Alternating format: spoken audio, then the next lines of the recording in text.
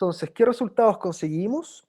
Para este protocolo, nosotros aplicamos tres evaluaciones: un squat jump, un contramovimiento y un salto de alcance, en donde nos dimos cuenta de que las diferencias significativas en este protocolo, solamente de aprendizaje de caídas, logró mejorar el squat jump con un valor importante, pasando de 30 centímetros a 35 centímetros promedio del equipo, ¿sí? No fue tan fuerte en el caso del contramovimiento, eh, a pesar de que yo lo digo que no fue tan fuerte en el sentido estadístico. Sin embargo, sí hay diferencias en datos duros, digamos, de altura en centímetros, en donde pasaron de 34 a 36 centímetros, ¿ya? Son 2 centímetros que mejoraron aproximadamente, pero para mí es importante. Ahora, habría que ver eh, si es que corresponde a un error estándar del mismo protocolo o no. Eso hay que analizarlo también, ¿ya? Pero lo que es el alcance, aquí logramos mejorar de 290 centímetros de alcance a 297 centímetros de alcance. Y esto para el técnico es fundamental. Nosotros, cuando comenzamos con este proceso, teníamos solamente una jugadora que tocaba 3 metros 6, eh, y esta jugadora tendió a bajar su rendimiento con este mismo protocolo de salto. ¿Por qué? Porque nunca hicimos trabajo específico de salto de voleibol, a pesar de que el promedio mejoró, ¿ya? Pero la conclusión de nuestro trabajo al momento de aplicar estas evaluaciones fue de que para mejorar el salto de alcance, lo más importante es practicar la técnica del salto de alcance, porque la literatura también ha demostrado de que tiene un 85% eh, de, de importancia la aceleración con la cual hacemos la carrera y el paso y la longitud, el paso con el cual vamos al approach del salto. En el caso si somos diestros, por ejemplo, los últimos dos pasos sería el derecho largo con el izquierdo para frenar. Entonces, eso es una condición que se entrena, tiene un componente técnico importante, al igual que el Abarakov, que diseñó Bosco, lo mismo en el salto de alcance. Por lo tanto, si quisiéramos mejorar el salto, no basta con hacer protocolos de fuerza, sino que también hay que acompañarlo con transferencias que simulen el salto de ataque. Por lo tanto, en el caso de las adultas, hicimos un protocolo muy parecido. Eh, y para eso ocupamos un encoder lineal que nos permitió identificar cuáles eran las cargas óptimas para el trabajo, pero para poder seleccionar el encoder tuvimos que ir a la literatura y ver qué encoder se validaba de mejor forma o era eh, más confiable. Entonces, en este estudio de Alejandro Pérez Castilla, él utiliza varios dispositivos, es un gran estudio, ¿eh? Compara mucho, y dentro de esos comparaba el Speed for Lift, que era uno de nuestros candidatos a comprar. Finalmente no lo compramos, sino que nos conseguimos uno de estos para poder hacer las evaluaciones. También estábamos entre usar el Beast, que era un gran dispositivo, o el dispositivo de ChronoJump, que es un encoder lineal con cable, ya, porque todos los otros ya son mucho más caros y prácticamente se escapaban de nuestra realidad.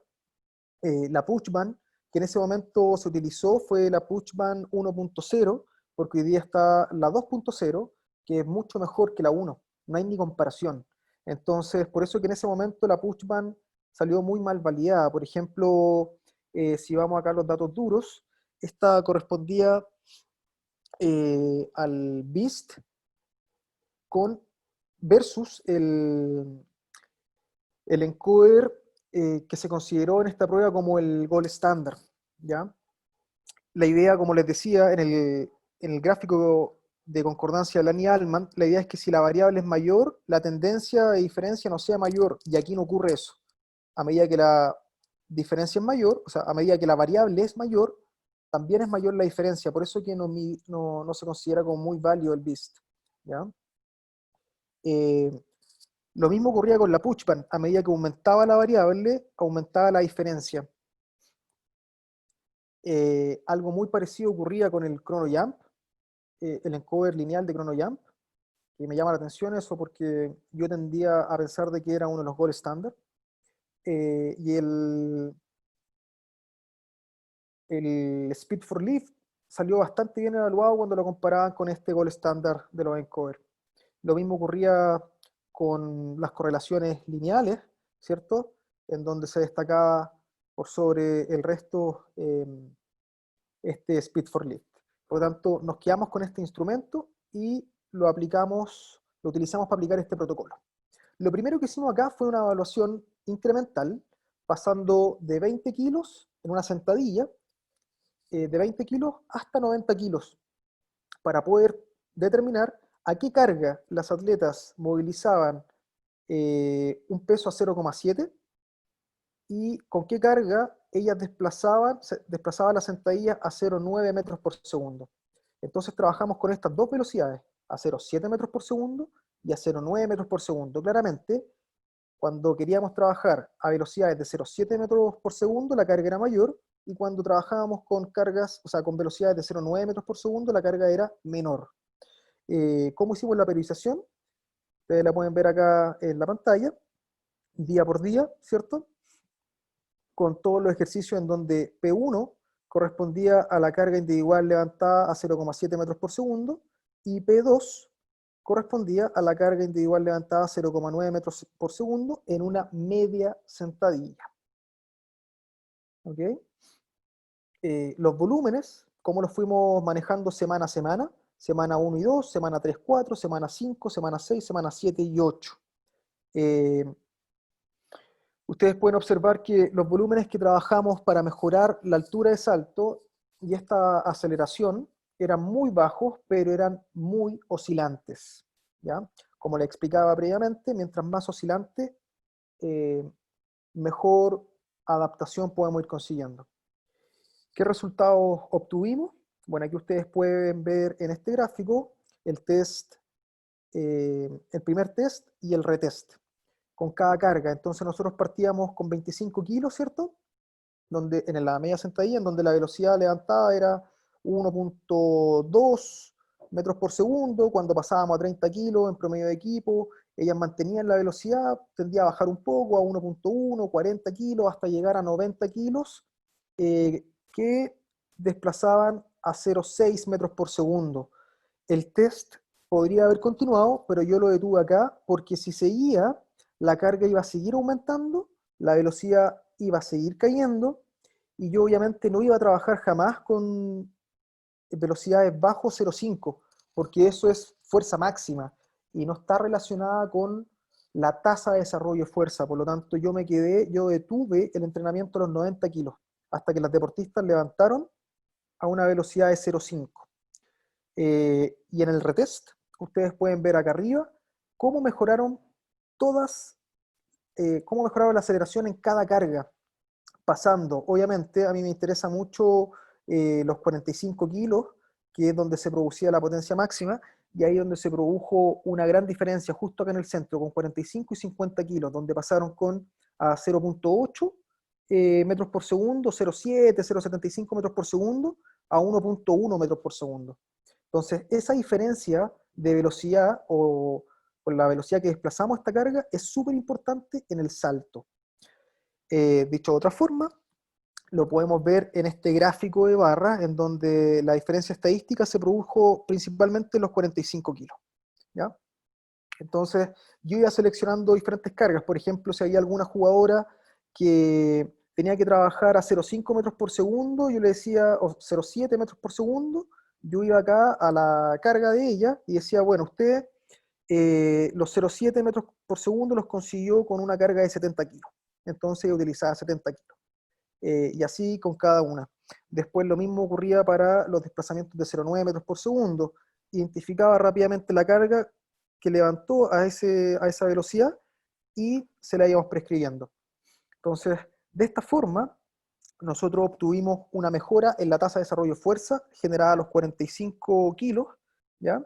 Y si lo llevamos al salto, ellas pasaron en promedio de todo el equipo de 2 metros 87 a 2 metros 93 promedio del equipo.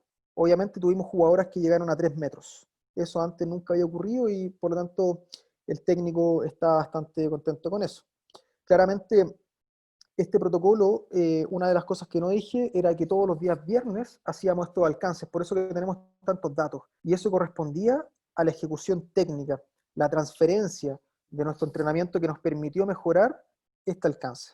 Hoy en día en la cuarentena nos encontramos trabajando el alcance igualmente y ya vamos por muy buen camino. Tenemos 6 jugadoras que están tocando 3 metros y en el caso de las más chiquititas tenemos 7 jugadoras u 8 jugadoras que están muy cercanas también a tocar 3 metros y otras que están por sobre los 3 metros.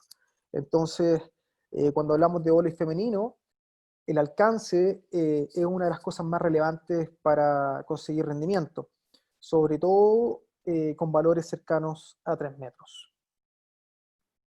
Entonces, para finalizar, quisiera eh, despedirme con esta frase de Gray Livingston, que dice que cada ejecución es un test. Y eso es lo que hacemos nosotros.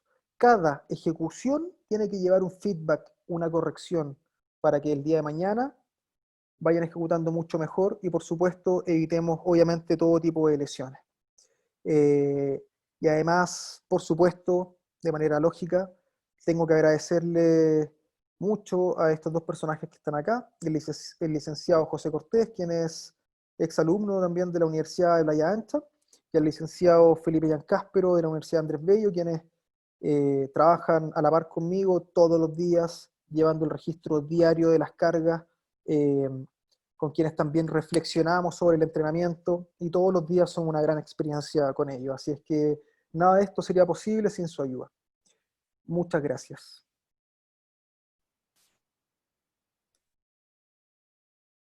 Bien. Muchas gracias, Daniel, por estas casi 2 horas que hemos estado acá, aprendiendo, conociendo un poquito del trabajo que se está haciendo en nuestras selecciones, y los cuales, por indicación del entrenador nacional nuestro, ha manifestado que han habido avances bastante significativos en el tema de la preparación física de nuestras jugadoras, sobre todo del voleibol femenino. Y bueno, agradecerte en nombre de nuestra universidad, nuestra facultad, de mi persona hacia ti por la gran disposición y colaboración que tuviste con nosotros para entregar toda esta información, que de alguna manera a todos nos puede servir en algún momento mientras estamos trabajando. Bueno, hay algunas consultas, algunas preguntas que no son muchas, así que yo creo que va a ser más o menos rápido esta parte. Acá un colega preguntó al principio sobre cuando hablaste de las 3 horas diarias durante el periodo de 10 años para generar praxis. ¿Es por fundamento deportivo o a nivel general del deportista? Eso es lo que estaba señalado. Mira, en realidad esas 3 horas son generales, es una propuesta, porque es teórico. Por lo tanto, yo acabo de mostrar de que a medida que uno va controlando la carga, tiene que ir tomando decisiones. Por lo tanto, muchas veces los deportistas no están preparados para poder recibir 4 horas de entrenamiento al día, sobre todo en edades tempranas, en donde yo prefiero que a los 12 años las chicas estén haciendo otras cosas. O sea, la realidad de nuestro país es que a esa edad ellas entrenan 2 veces por semana, 2 horas, 4 horas a la semana. Por lo tanto, eso es una teoría, claramente, y es muy difícil conseguirlo. Ahora, esas 3 horas diarias durante los 3 años hacen inferencia en que probablemente yo no voy a conseguir la excelencia deportiva a los 18 años, o a los 20 años, 21 años, sino que pasa más tiempo, donde ya estamos maduros. La excelencia deportiva o la mayor performance se puede llegar a conseguir a los 25 años, sobre todo en el voleibol. Por ejemplo, el caso de los varones empezó a crecer recién hace 2 años, empezaron a destacar, porque previamente a esto acumularon un nivel pero extraordinario de volumen. Daniel Nehamkin, que es el técnico, defiende mucho el tema del trabajo. él dice que hay que trabajar. El deportista si va a la cancha tiene que trabajar. Por lo tanto, esta acumulación de volumen de 3 horas en ellos los llevó a tener su excelencia deportiva a los 25 años. Y yo creo que todavía les queda mucho más por entregarnos. Y la selección femenina estamos recién aumentando estos volúmenes de trabajo. Igualmente, siempre es un depende. Con las chiquititas nosotros hacemos 2 horas de técnico, 3 horas de técnico y 1 hora de físico. Y tratamos de mantener este ritmo 3 veces a la semana, 4 veces a la semana. Y cuando tenemos concentraciones, hacemos 6 veces a la semana, en donde Edu mete 2 horas en la mañana, 2 horas en la tarde de técnico y 1 hora de preparación física. Ahora, la preparación física no se puede medir solamente por la hora de trabajo, sino que tiene que medirse por la intensidad, porque podemos tener a deportistas trabajando 1 hora la flexibilidad, en donde la percepción de esfuerzo es baja, pero el tiempo es alto. Eh, y la, el control de la carga en unidades arbitrarias responde principalmente al tiempo, entonces hay que tener mucho cuidado ahí con el análisis de estos gráficos, porque si tenemos 1 hora de trabajo a una percepción de 2, por ejemplo, cuando es de 1 a 10, igualmente va a ser alta la percepción porque es mucho tiempo. No sé si se entiende. Es tiempo dependiente más que esfuerzo dependiente. Ahora bien, si tenemos 2 horas de trabajo a una alta intensidad, la unidad arbitraria se nos va a disparar por sobre 1000. ¿Qué es lo que pasa en el caso de los rugbyistas, por ejemplo? Que ellos tienden a trabajar acumulando unidades arbitrarias de sobre 2000, que era lo que mostraba Tinga Bet en esas imágenes que yo les mostraba, eh, con su valorización de carga. Entonces es algo hipotético el tema del tiempo. Ya no se quede con eso como de manera estructural y rígida. Es un depende. Exacto. Bien, por acá otra pregunta. ¿Siempre aplicar protocolos simétricos después de los dolores? Eh, a ver, la simetría tiene que estar presente en la preparación física, por 2 razones, o por 3 razones. La primera, porque me permite conseguir tasas de fuerza con menor carga axial, ¿ya? Porque yo, por ejemplo, en una sentadilla podría llegar a levantar 3 veces mi peso corporal, pero a una pierna podría levantar a una vez mi peso corporal, probablemente. Pero la fuerza que estoy consiguiendo es la misma que trabajando las 2 piernas. Por lo tanto, disminuyo la carga axial. Segundo, todos los movimientos deportivos son asimétricos. No hay ninguno que sea simétrico en el voleibol, salvo que estemos hablando de movimientos cíclicos como, por ejemplo, la natación, el remo y otros tipos de deporte que sí lo son. Pero en el caso del voleibol se produce mucha asimetría, sobre todo con el tema del salto. Hay diferentes tipos de salto y muy rara vez la deportista salta con los 2 pies al mismo tiempo. Eh, y lo otro, que me permite manejar mucho mejor el balance. Estimulo mucho más las cadenas naturales de una ejecución. Por lo tanto, siempre eh, la simetría en la preparación física tiene que estar presente. Siempre, siempre. Sí, sobre todo también en las caídas del ataque, principalmente que se cae con un pie, generalmente. Correcto. Otra pregunta muy importante para el ámbito nuestro, un poquito más aplicado, dado que ya sean los colegios, clubes o las selecciones universitarias se trabaja de otra manera. Entonces acá pregunta un amigo, ¿qué componentes, duración e intensidad debe tener el calentamiento general y específico por posición antes de un encuentro de selecciones? Y también aplicado al ámbito más amateur o universitario. Perfecto. Es una excelente pregunta porque Sí. yo me lo he llevado aplicando protocolos de calentamiento hasta encontrar el más idóneo. Y eso siempre es una búsqueda y depende principalmente de las jugadoras que tengamos al frente. Es una cosa, porque si nos vamos a lo general, podríamos responder de forma general diciendo lo siguiente. El calentamiento en el vóley tiene que involucrar ciertos componentes. El primero, la flexibilidad, pero flexibilidad balística. Podemos partir con movilidad, ¿ya? Movilidad articular, ¿cierto? Después flexibilidad balística, trabajos de frenado y trabajos de pliometría básica. Esas son las cosas que tiene que incorporar un buen calentamiento. Además de ejercicios profilácticos. Manguito rotador, almejita, abductores de cadera, aductores, trabajo de zona media, y yo incorporo en las competencias trabajos de lanzamiento, como una especie de potenciación-activación, y también saltos con un poquito de carga. Ese es como en mi secreto prácticamente, yo caliento escondida ahí con las chicas, y les meto unos trabajos también isométricos, eh, de... ¿Será muy complejo que se los muestre? ¿Quieren que les muestre algunos ejercicios? Si tienen tiempo, feliz, ¿ah? Tengo acá unos videos. Sí, yo creo que sí. Sí, perfecto, Sí. miren. Voy a mostrarle acá unos ejercicios que nosotros aplicamos. Por ejemplo, a ver,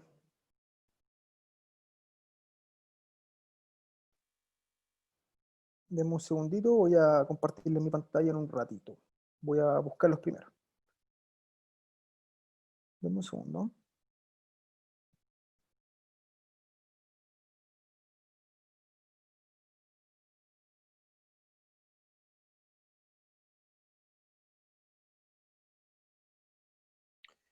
Hay muchos saludos de colegas, amigos del vóley que dan las gracias también por compartir información que a veces, eh, en este caso de las selecciones, es más personal. Así que Claro. agradecen toda tu disposición en eso. Sí, feliz, feliz. Em, Ahora acá lo acabo de encontrar. Perfecto. Voy a compartir mi pantalla para mostrarle algunos ejercicios que yo utilizo en los calentamientos. Estos tienen toda una reflexión fisiológica de por medio. Em, ¿Se ve la pantalla? ¿Sí? Sí, Perfecto. Entonces, miren, acá hay un protocolo de stiffness para el tobillo que nosotros ocupamos. ¿Vale? Ese es un trabajo de rebote. Solamente ahí. Pum, pum, pum, y activamos los tobillitos de esa forma, previo a una competencia. Eso va a permitir que el tobillo esté mucho más reactivo. Activamos todos los reflejos, obviamente, que tienen la articulación. Este mismo protocolo de Alfredson, que les decía, también lo incorporamos.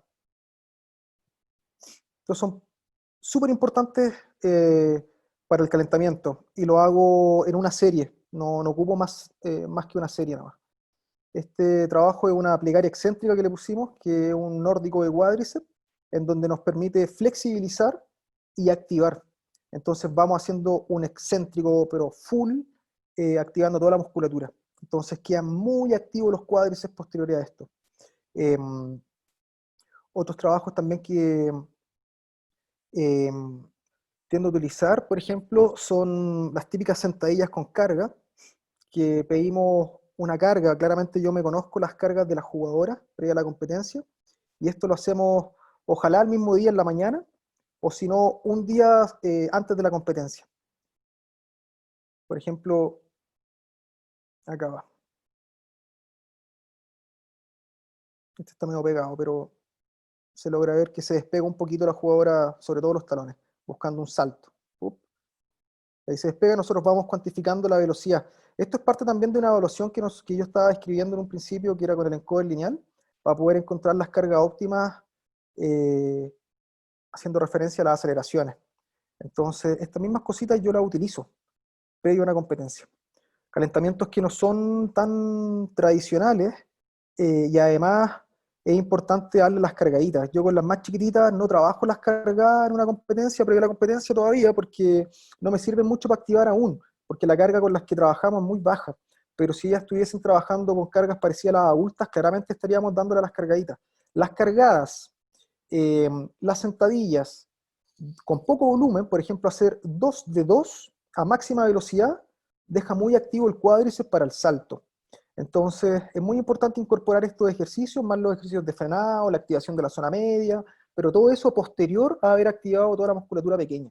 Entonces, partimos con ejercicios balísticos, flexibilidad balística, activación del core, profilácticos de musculatura pequeña, y después hacemos todos estos trabajos balísticos previo a la competencia, frenado, salto y trabajos pliométricos. Eso es lo que incorporan en general nuestros calentamientos.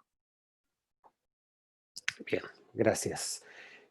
Por acá otro colega pregunta, ¿qué método es recomendable para reemplazar el propuesto por Vergochansky?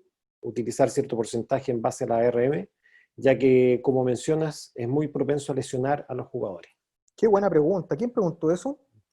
Gaspar Parragués.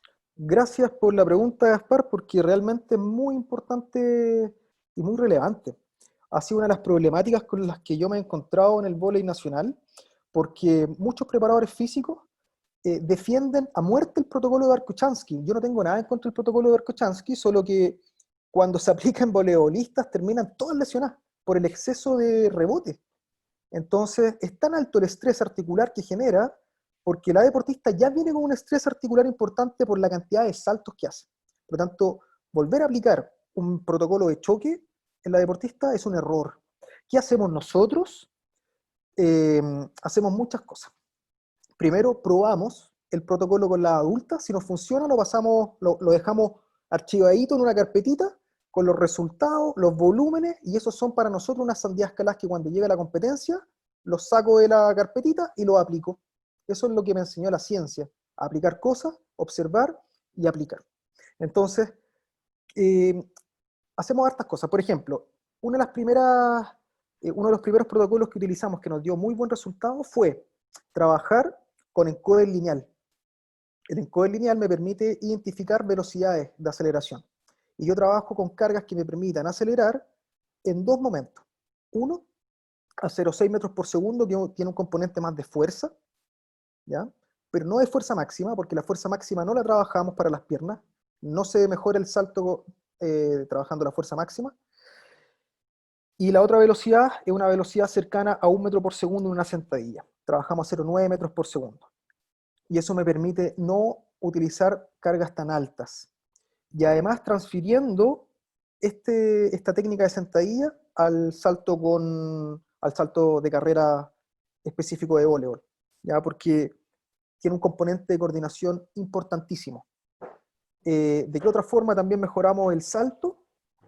Mejorando la técnica de ejecución.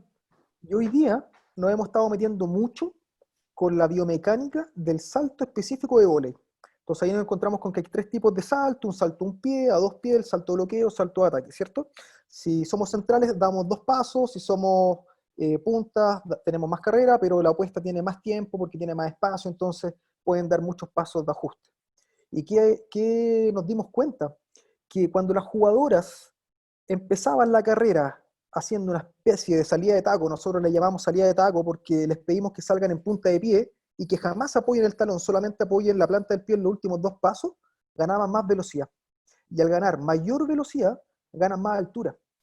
Al ganar mayor velocidad, si somos diestros, por ejemplo, los últimos dos pasos van a ser derecho-izquierdo, ese paso derecho es tan largo que me va a obligar a hacer una flexión de rodilla importante en un rango articular de confort que me va a proporcionar una fuerza extra para el salto vertical.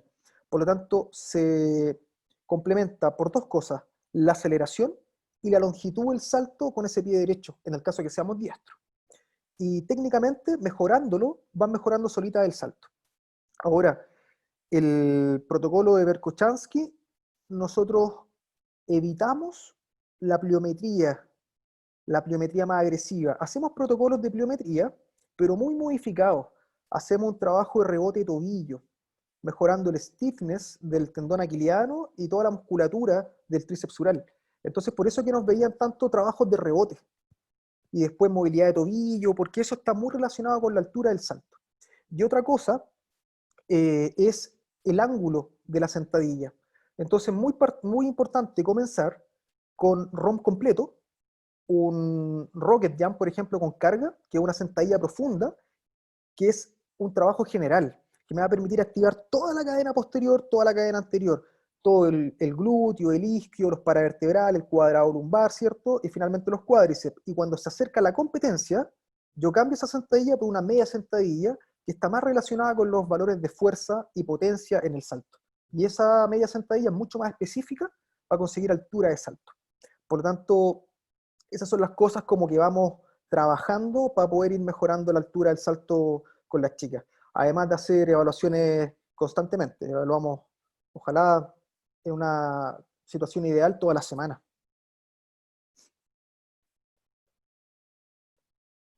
Bien, por acá,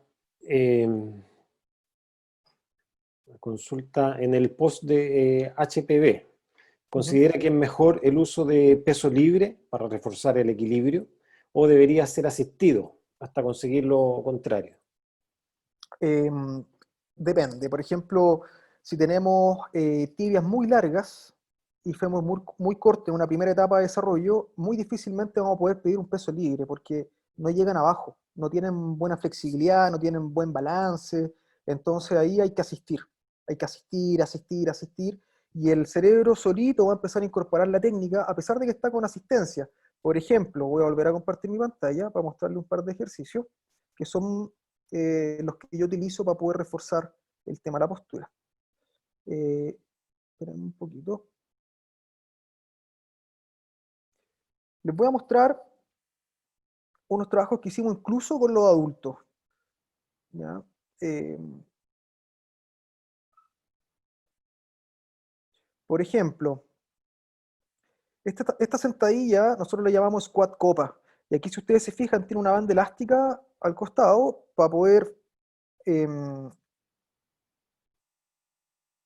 aumentar la tensión del glúteo medio, evitando que las rodillas se vayan hacia el valgo, ¿ya? Ese podría ser un trabajo asistido. Nunca máquinas, ¿ah? Nunca máquinas como trabajo de peso, digamos.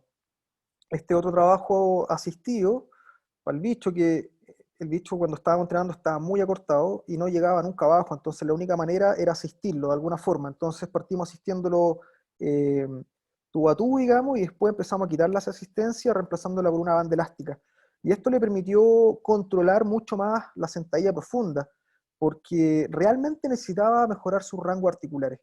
Entonces uno va utilizando todos estos trabajos adaptados para poder ganar un poquito más de movilidad, ¿cierto? Posterior a un buen trabajo de flexibilidad previo. Entonces ahí vamos pidiendo que vaya bajando, ¿cierto? La zona torácica ahí está sufriendo full. Estos mismos ejercicios aislados también nos permiten ganar un poco más de rango articular, ¿ya? Un Ahí está, ahí pre-militar está, con ahí carga. está respondiendo otra pregunta que había, así que en Ah, relación a lo buenísimo. mismo, está respondiendo al tiro otra pregunta Genial. de la Lili.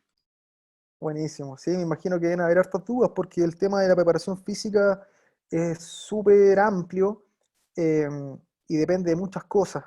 Entonces, em, la idea es ir adaptando nuestros ejercicios con una reflexión, eh, puede ser fisiológica, de entrenamiento, pero tiene que tener sentido, tiene que tener una reflexión lógica todo esto de por medio. Entonces acá lo que hacemos es un trabajo monopodal, ausentando, o sea, eh, aumentando la inestabilidad con estos discos que están a los costados amarrados con banda elástica, entonces cuesta mucho más bajar y más seguro de que el control provenga principalmente de esta pierna. Entonces no se le puede ir el peso, si se le va el peso o baja rápido, se desordena completamente la barra. Entonces está obligado a controlar el ejercicio, haciendo mucha fuerza y mucho balance. A eso me refería, Propiocepción ahí. claro, con el trabajo de propiocepción, balance, etc. Ahí, bueno, ahí en relación a lo mismo que estás mostrando, bueno, acá hay otra pregunta que tiene que ver con la sentadilla con carga profunda Ujú. o media. Ah, perfecto, va a depender, po. A mí me gusta partir con la sentadilla profunda con baja carga para conseguir un poco más de rango articular, mejora en la técnica. Poco a poco empezamos a aumentar la carga, pero esta es una percepción mía que yo la defiendo a morir, porque no me gustaría que algún deportista se lesione la columna. Y cuando sobrepasamos cargas, pasamos a tener mucha carga axial en el voleibol, generalmente la columna sufre y se termina lesionando. Sobre todo porque por la técnica de golpe o la técnica de ataque, en donde terminan aumentando mucho el arqueo de la zona lumbar. Por lo tanto, yo tengo prohibido a las jugadoras sobrepasar los 90 kilos en sentadilla. Eh, a menos que hagamos un bloque de mucho fortalecimiento de paravertebrales, de faja abdominal, ¿cierto? Y nos preparemos para levantar mucho peso. Ahora, la segunda pregunta es, ¿para qué tanto peso? ¿Para que tenga más fuerza? ¿Fuerza para qué? Necesitamos acelerar esa fuerza, darle velocidad a la aceleración, o sea, darle velocidad a esa carga. Entonces no tiene mucho sentido trabajar la sentadilla profunda con mucha carga si es que la aceleración va a estar por debajo de los 0,6 metros por segundo. Entonces, eh, trabajo la sentadilla profunda mientras, o sea, lo más lejano a la competencia. porque es súper inespecífica. Y cuando nos vamos acercando a la competencia, paso a la media sentadilla, con carguitas que me permitan desplazar la barra entre 0,7 y 0,9 metros por segundo. Y ojalá, cercano a la competencia, la misma semana, me olvido de esas cargas y les bajo pero mucho los pesos, cosa que ellas generen desplazamientos sobre los 2 metros por segundo en una sentadilla, que es lo más específico para el deporte. Porque si continuamos con esa misma aceleración, claramente vamos a estar acentuando un poco más la fatiga. Y eso no es lo que queremos cercano a la competencia. Por eso que hay que bajar los volúmenes, y en mi caso particular, bajo las cargas de la sentadilla, pero subo las cargas del press de banco, porque el tren superior se adapta diferente al tren inferior. Curiosamente, el tren superior, mientras más carga levanto, le pego más fuerte a la pelota. En el tren inferior, mientras más carga levanto, más lento me pongo. Entonces, se adapta distinto. Y hay papers, hay trabajos científicos que lo demuestran. Por eso que nosotros aplicamos ese protocolo de entrenamiento con Encoder, incluyendo el press de banco, aumentando la carga de manera progresiva, haciendo una periodización lineal, tradicional. Pero con el tren inferior aplicamos una periodización oscilante, en donde voy cargando todos los días de otra forma, pero siempre con alta velocidad, para que no se pongan lentos las jugadoras. Eso, excelente. Sí. César Tapia acá pregunta, ¿qué porcentaje o relación de trabajo ocupa entre trabajo simétrico y asimétrico? ¿Y en qué periodos? No tengo, sería muy mentiroso de mi parte dar un porcentaje en el valor, no lo cuantificamos, pero sí lo incorporamos, ¿ya? Está presente siempre, en todas las rutinas, siempre, siempre damos por lo menos 2 ejercicios de tren inferior que tengan relación a un trabajo monopodal. Y en el tren superior, vamos viendo. El tren superior no tenemos una relación, siempre hacemos trabajos de push-up, dominadas o serrucho, que el trabajo de serrucho es monopodal. Los lanzamientos los podemos hacer lanzamientos de pecho, lanzamientos tras nuca, de repente hacemos lanzamientos de pecho pero a una mano, a 2 manos, es muy variado el tren superior, pero con las piernas siempre incorporamos, tratamos de hacer, ahora que me voy acordando, hacemos 3, 4 versus 1, y va a depender. Entonces, ahora que me hace la pregunta, la idea, no, esta toma de decisiones de cuánto porcentaje voy utilizando en relación a la competencia no tiene mucha relación, ¿ya? Porque va a depender de qué tan asimétrica se encuentre la deportista, porque hay deportistas que tienen una gran asimetría y ellas trabajan de una manera aislada, de otra forma. A ellas sí le metemos mucho trabajo monopodal en una pierna, hasta que se disminuya ese desbalance. Entonces la respuesta sería un depende, pero siempre, siempre hay que incorporarlo. No se pueden dejar de lado. Bien. Bueno, para mí, vuelvo a repetir, un honor, Daniel, haberte tenido con nosotros, al igual que a todos los participantes, todas y todos los participantes, a toda la gente fuera de Chile también que ha estado con nosotros. Se agradece mucho la participación y bueno, esperamos estar en otra ocasión juntos también todos, y mientras vayamos organizando ciertas actividades vamos a ir invitándolos también, porque quedan algunas actividades que vamos a estar desarrollando y ya tengo la base de datos para poder hacer esas invitaciones a todos de forma libre. Nosotros estamos hoy día organizando todo este tipo de charlas en un ciclo de conferencias que estamos realizando en la facultad, y se vienen más, así que van a estar invitados también, ¿ya? Así que se agradece la participación de todos y todas, y en especial, bueno, mi agradecimiento, Daniel, hacia ti, hacia tu equipo de trabajo también, a José, que lo vi por ahí, Sí, ahí está. porque es importante, bueno, todo lo que han desarrollado ustedes en el voleibol hoy día. Y ojo, Daniel sin ser del voleibol. Él Sin era ser del un vóley, claro. excelente tenimesista. Así que, eh, así que llegó al vóley y ahí está trabajando, haciendo su desarrollo profesional hoy día con muy buenos resultados. Así que yo me Sí. despido de todos, en especial de ti, Daniel, y bueno, le doy pase a Rodrigo, a nuestro maestro de ceremonia acá presente. Marcelo, Sí, sí. perdón, yo tenía como función dar las disculpas de la ausencia del decano, Claro. ya que tuvo una reunión ahora, está en reunión con el rector, y él me encomendó el saludarte y obviamente agradecerte esta excelente charla, que yo creo que va a ir en beneficio de todos los que estamos aquí presentes, especialmente aquellos que se desempeñan todavía profesionalmente en esta rama del voleibol, ¿no? Así que yo solamente agradecer la asistencia de los presentes, agradecer tu gentileza y la claridad de tu charla, y a nombre del decano y mía. Gracias. Sí, usted, profe. Gracias a usted. Rodrigo.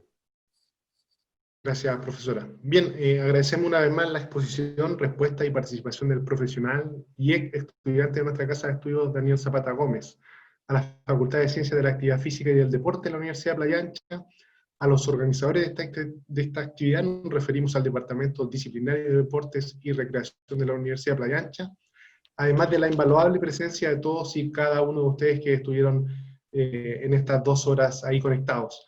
De esta manera damos por finalizada esta charla sobre el desarrollo atlético a largo plazo en voleibol, el rol de la preparación física, dejándolos cordialmente invitados para las futuras conferencias en el marco del deporte, situación actual y futuro, las cuales serán informadas oportunamente en la página web de nuestra universidad, www.upla.cl. Muy buenas noches y muchas gracias a todos y todas. Muchas gracias a todos por la participación.